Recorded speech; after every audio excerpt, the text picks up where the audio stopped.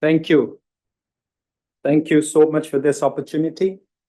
Chairman of the Bangladesh Institute of International and Strategic Studies, Ambassador AFM Gausul Azam Sarkar, Director General of the Institute, Major General Mr. Iftekhar Anis, Professor, my dear friend Dr. Niloy Ranjan Biswas, distinguished guests, and friends from media. Namaste, Assalamu alaikum, and very good morning to you all. Let me first of all begin by thanking the Bangladesh Institute of International and Strategic Studies for organizing this country lecture and inviting me to speak a few words on Bangladesh-Nepal ties towards a new height. I'd like to express my gratitude to the chairman of the Institute, Ambassador AFM Gausul Azam Sarkar, DG Major General Iftekhar Anis, and the entire BIS team for this excellent arrangement and for this opportunity. Thank you, Professor Dr. Niloy Ranjan Biswas, for setting the tone and first of all for joining the panel. I fully endorse the points that you made. And after listening to you, I have a temptation that I just should sort of and go back because there's a saying that you can never compete when you are speaking after a professor or a politician. And when professor speaks, he presents things in a very innovative and exciting way. He was saying whether my speech is going to be exciting, please do not expect that. He shed light on the major aspects of Nepal-Bangladesh ties with a particular focus on energy cooperation, pharmaceutical, culture and cuisine, and of course, people-to-people contacts, which are the vital components of our relationship. Having said this, however, we all know the canvas of Nepal-Bangladesh relationship is really vast, expansive, and wide.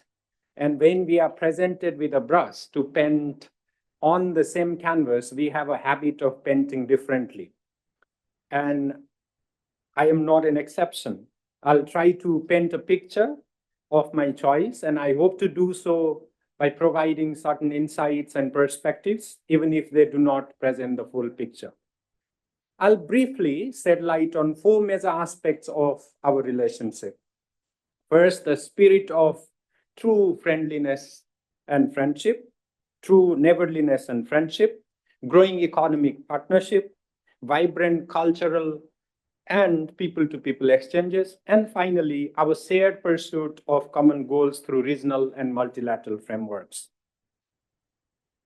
When we talk about Nepal-Bangladesh relationship, we are talking about a friendship that is based on mutual trust and tempered by time. It is not just about strategies, but about sincere friendship. It is also about our connections that are organic and natural in a real sense. Just like the rivers emanating from the towering Himalayas and flowing down to the shores, calm shores of the Bay of Bengal, our paths intertwine and converge towards shared goals of progress and prosperity. And most importantly, our relationship is about a shared story. We are the co-authors of this evolving story of development, our development efforts and adventures, which are sometimes humble, sometimes bold, but always in the sync. Though our diplomatic relations were established in 1972, connections and interactions between our societies and communities predate that milestone. Nepal was one of the first countries to recognize Bangladesh as an independent nation. Over the last 53 years, our relations have evolved across a diverse range of areas.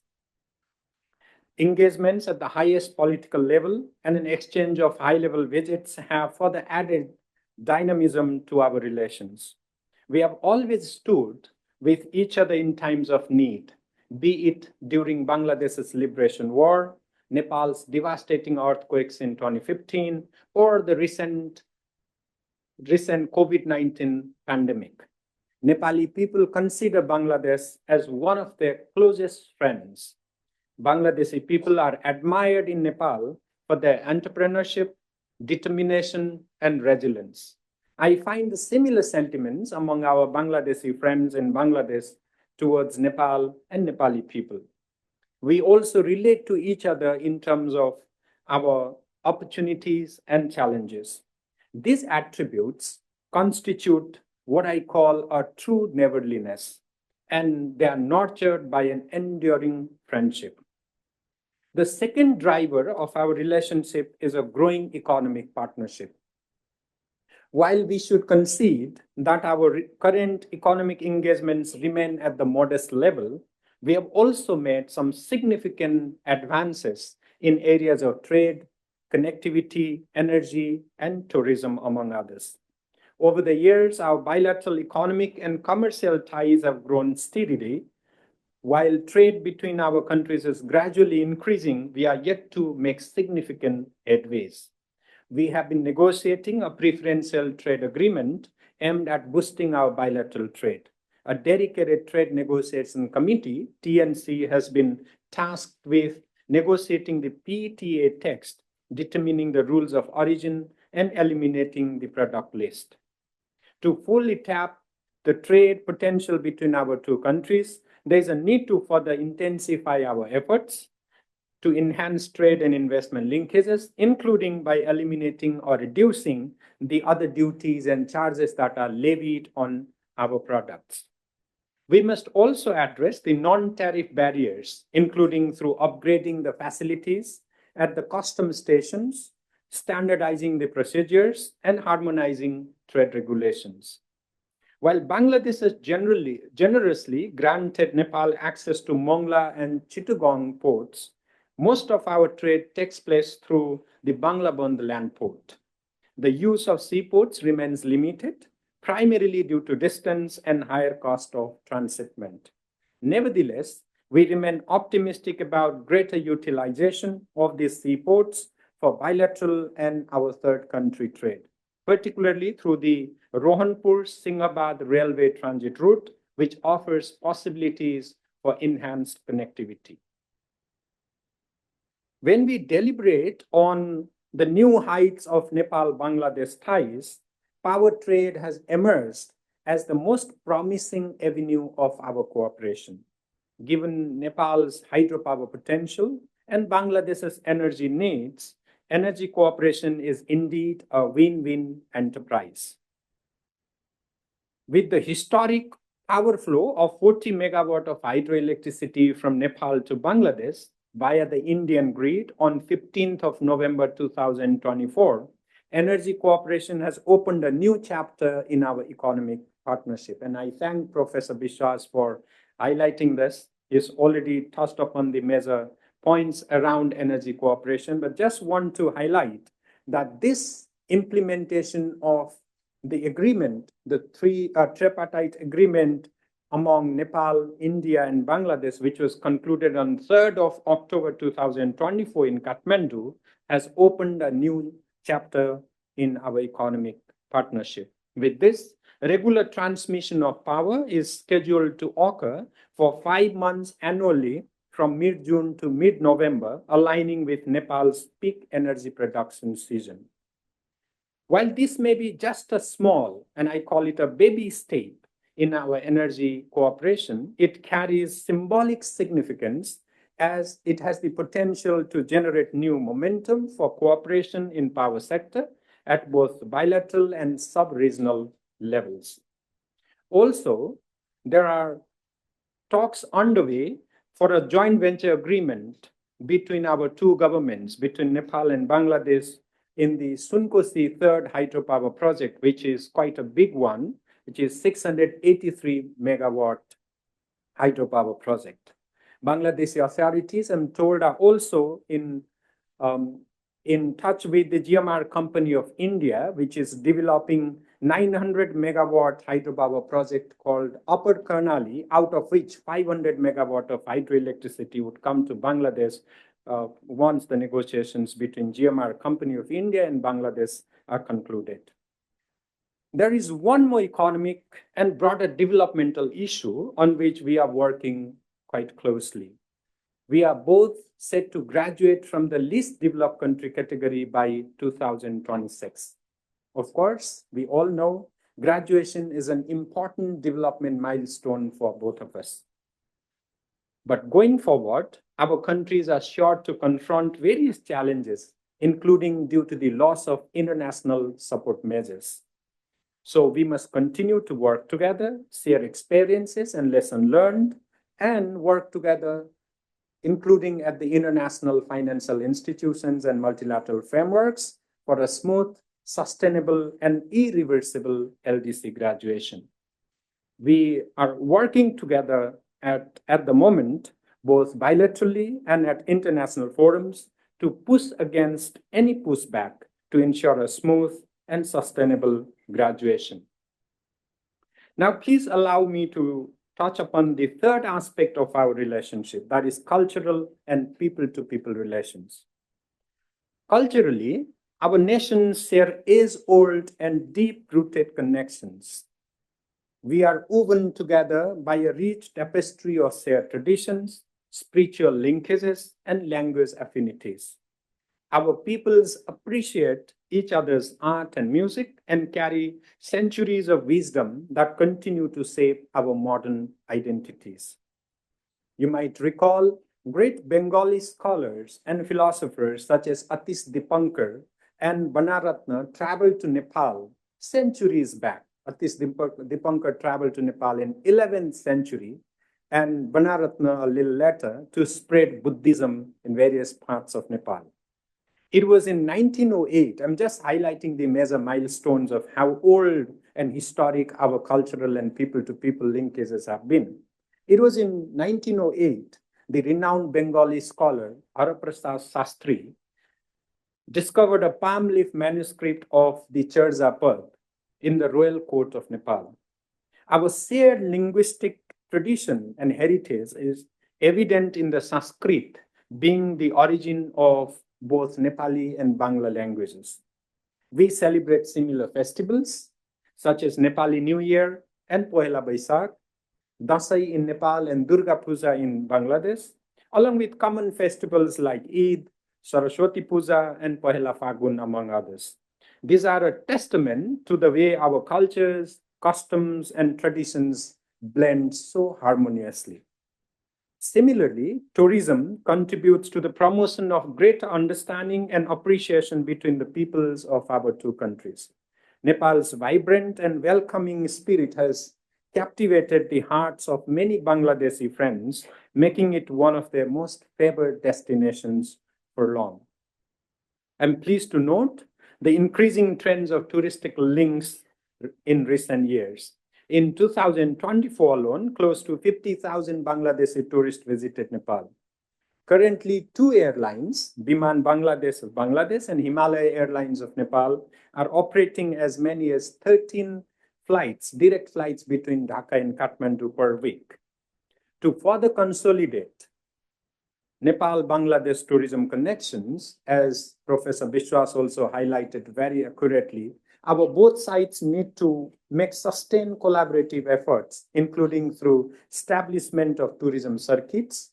The talks are ongoing for establishing tourism circuits, connecting our historical and archaeological monuments, promotion of lesser known travel destinations, promotion of cuisines and culture, and exchange of art and cultural programs, among others. There's one more aspect of this people-to-people relationship that I always talk about, and we're so proud of this connection. Bangladesh has been a much sought-after destination for many Nepali students pursuing their higher education, and it has been the case mainly in the medical field. Currently, approximately about 2,700 Nepali students are studying at various universities across Bangladesh. Most of these students are in the medical field. Some of them are in agriculture, pharmacy, engineering, and a few in liberal arts. These Nepali students have been serving, and I label them as our cultural ambassadors because they bring our two societies and cultures together. We wish to see these exchanges grow in both ways. Nepali universities and colleges, known for their excellent facilities and higher quality education, look forward to hosting Bangladeshi students as well, particularly in liberal arts, hospitality management, and information technology. Finally, let me briefly speak on regional and multilateral cooperation. It is a bitter reality that we are yet to tap the potential of regional cooperation in our region. We started some ambitious initiatives under SAARC and BIMSTEC, but we have a long way to go in ensuring an economically integrated region. South Asia has just about 1.5% of world's merchandise trade and about 5.5% of regional trade, which contributes to about 2% of the regional GDP. The number of people living under poverty has fallen significantly in our region, but still half of the world's poor people live in this region. As two major proponents of SAARC and BIMSTEC, Nepal and Bangladesh have been advocating for long for enhanced regional connectivity, trade facilitation, energy cooperation, and people-to-people contacts. We believe that the solutions to our problems are largely available in our region itself. It is upon us to work together, revive the stalled regional processes, and find solutions through solidarity. We deliberate under these regional processes on a number of areas of cooperation, both traditional and emerging, the new ones. Most importantly, connectivity, both in physical and digital spheres and through land, air, and water, is the beating heart of any regional or sub-regional initiative. Our region cannot be an exception to this. Talking about sub-regional connectivity, negotiations on the movement of cargo and passenger vehicles under BBIN framework, that is Bangladesh, Bhutan, India, Nepal initiative, and the negotiations are underway for cargo and passenger vehicle movement. Successful conclusion of these negotiations, which have been going on for a long time, by addressing each other's concerns, if any, will be a significant milestone towards achieving a seamless road connectivity in our sub-region. Secondly, we all know, and this is an issue which is one of the major crises of today's world, and it's very close to our hearts, the hearts of both Nepali and Bangladeshi people. And this issue is that of climate change. And our region is at the sharp end of climate crisis. Our countries and peoples have been facing the toughest impacts of climate change despite the negligible contribution to global greenhouse gas emissions. There's a strong scientific evidence to believe how mountainous and coastal lives and livelihoods are interconnected. Global warming has endangered the lives and livelihoods of not just 240 million people living in mountainous areas, but also about 1.8 billion people living downstream. Unfortunately, the snow-capped mountains are melting fast. The glacial lakes often are under the threat of burst. The rising temperature in the mountainous region has led to the change in rain patterns and droughts and declining water resources. Not least in this light, and in the context that the United Nations has designated 2025 as the International Year of Glaciers Preservation, the government of Nepal is hosting in Kathmandu from 16th to 18th of May, that is next month, the first edition of Sagarmatha Sambad. The Sambad is a permanent dialogue forum established by the government of Nepal and named after Mount Everest, the tallest peak on earth. And its first edition, the first edition of Sagarmatha Sambad, will be held under the theme of climate change, mountains, and the future of humanity. We look forward to a high-level participation from the government of Bangladesh in the event. We all know climate action is about collective commitment and collective action. So there's a need to force regional solidarity, mobilize resources, and empower our youth and local communities. Not acting means the loss of thousands of lives disruptions of millions of livelihoods, and denial of sustainable development to our needy people.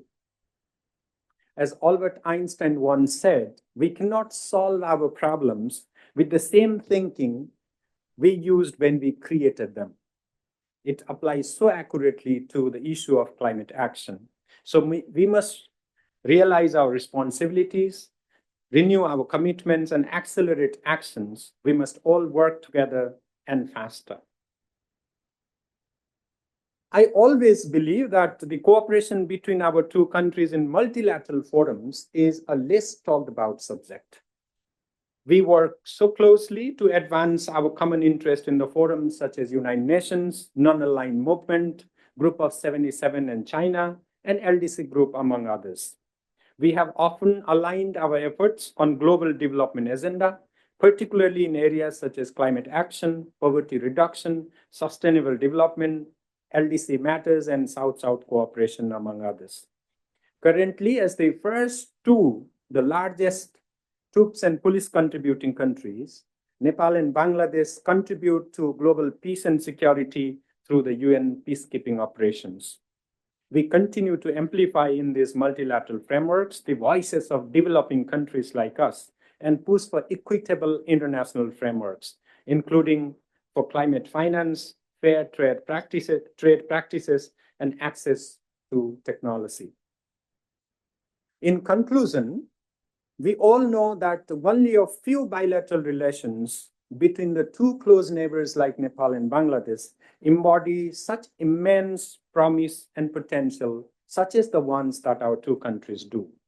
But this potential largely remains untapped.